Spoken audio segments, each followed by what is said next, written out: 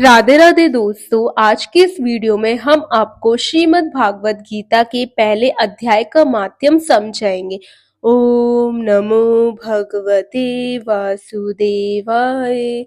श्री पार्वती जी ने कहा, भगवान आप सब तत्वों के ज्ञाता हैं। आपकी कृपा से मुझे श्री विष्णु संबंधी नाना प्रकार के सुनने को मिले जो समस्त लोक का उद्धार करने वाले हैं। देवेश, अब मैं गीता का माध्यम सुनना चाहती हूँ जिसका श्रवण करने से श्री हरि में भक्ति बढ़ती है। श्री महादेव जी बोले, जिनका श्री विग्रह उसी के फूल की भांति श्याम वर्ण का है, पक्षीराज गरुड़ ही जिनके वाहन है, जो अपनी महिमा से कभी व्यूच नहीं होते तथा शेषनाग की शैया पर शयन करते हैं, उन भगवान महाविष्णु की हम उपासना करते हैं।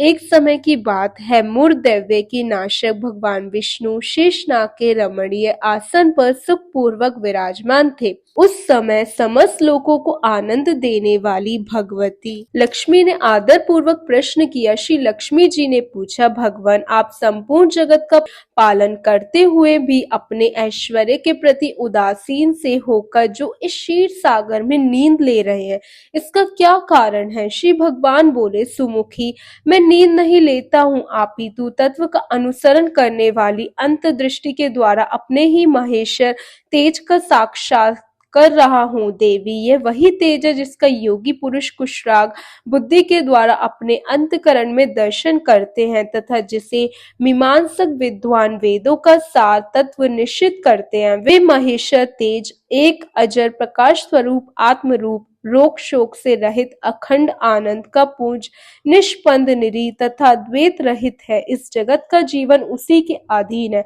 मैं उसी का अनुभव करता हूँ। देवेश्री, यही कारण है कि मैं तुम्हें नींद लेता सा प्रतीत हो रहा हूँ। श्री लक्ष्मी जी ने कहा, हर्षिकेश आप ही योगी पुरुषों के ध्येय हैं, आपके अतिरिक्त भी कोई ध्यान करने योग्य तत्व है, ये जानकर मुझे बड़ा कौतूहल हो रहा है। इस चराचर जगत की सृष्टि और संहार करने वाले स्वयं आप ही हैं। आप सर्वसमर्थ हैं। इस प्रकार की स्थिति में होकर भी यदि आप उस परम तत्व से भिन्न हैं तो मुझसे उसका बोध कराइए। श्री भगवान बोले, प्रिय आत्मा का स्वरूप द्वैत और अद्वैत से पृथक, भाव और अभाव से मुक्त तथा आदि और अंत से रहित है। शुद्ध ज्ञान के प्रकाश से उपलब्ध होने वाला तथा परमानंद स्वरूप होने के कारण एकमात्र सुंदर है, वही मेरा ईश्वरीय स्वरूप है। आत्मा का एकत्व ही सबके द्वारा जानने योग्य है। गीता शास्त्र में इसी का प्रतिपादन हुआ है।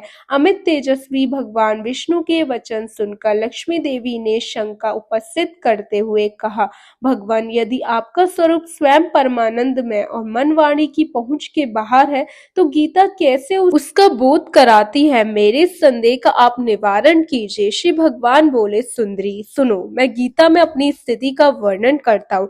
क्रमश 5 अध्यायों को तुम 5 मुख जानो, 10 अध्यायों को 10 भुजाएं समझो तथा 1 अध्याय को उदर और 2 अध्यायों को दोनों चरण कमल जानो। इस प्रकार ये 18 अध्यायों की वर्णमयी ईश्वरीय मूर्ति ही समझनी चाहिए। यह ज्ञान मात्र से ही महान पातकों का नाश करने वाली है।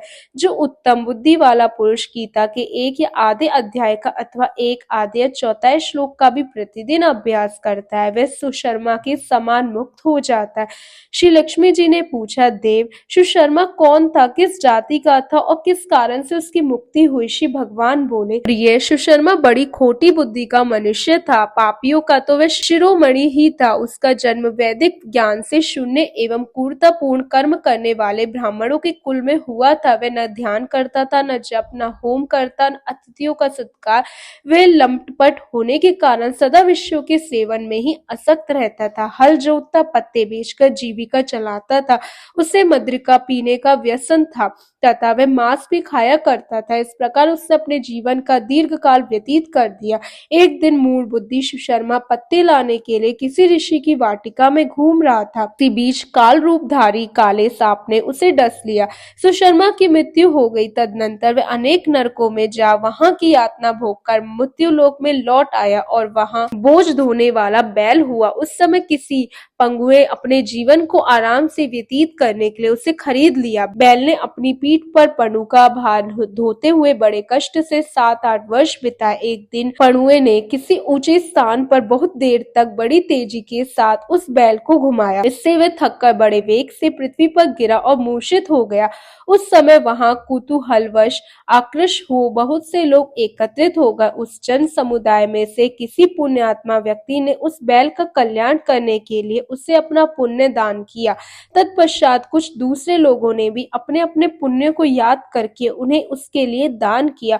उस भीड़ में एक वेश्या भी खड़ी थी। उसे अपने पुण्य का पता नहीं था, तो भी उसने लोगों की देखा देखी उस बैल के लिए कुछ त्याग किया।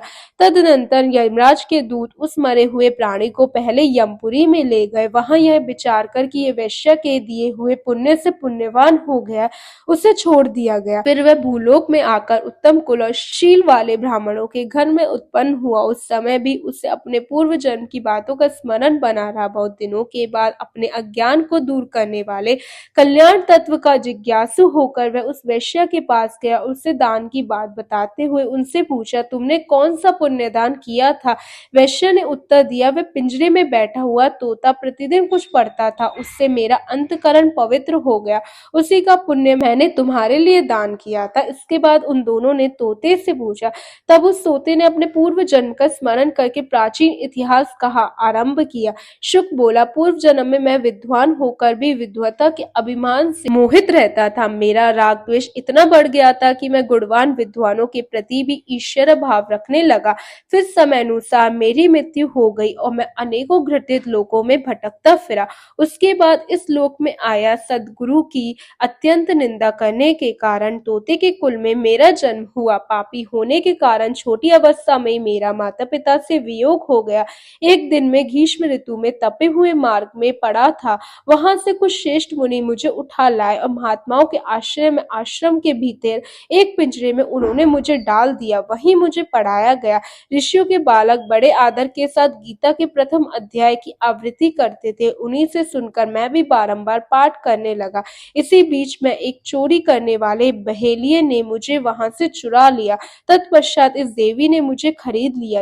यही मेरा वृत्तांत है, जिसे मैंने आप लोगों से बता दिया। पूर्व काल में मैंने इस प्रथम अध्याय का अभ्यास किया था, जिससे मैंने अपने पाप को दूर किया। फिर उसी से इस वैश्य का भी अंतकरण शुद्ध हुआ। उसी के पुण्य से ये ध्वज शेष शर्मा भी पाप मुक्त हुए हैं। इस प्रकार परस्पर वार्तालाप और गीता के प्रथम अध्याय के महात्म्य की प्रशंसा करके वे तीनों निरंतर अपने अपने घर पर गीता का अभ्यास करने लगे। फिर ज्ञान प्राप्त करके वे मुक्त हो गए। इसलिए जो गीता के प्रथम अध्याय को पढ़ता है, सुनता है तथा अभ्यास करता है, उसे इस भव सागर को पार करने में कोई कठिनाई नहीं होती। बोलो श्री कृष्ण भगवान की जय, विष्णु भगवान की जय। ओम नमो भगवते वासुदेवाय।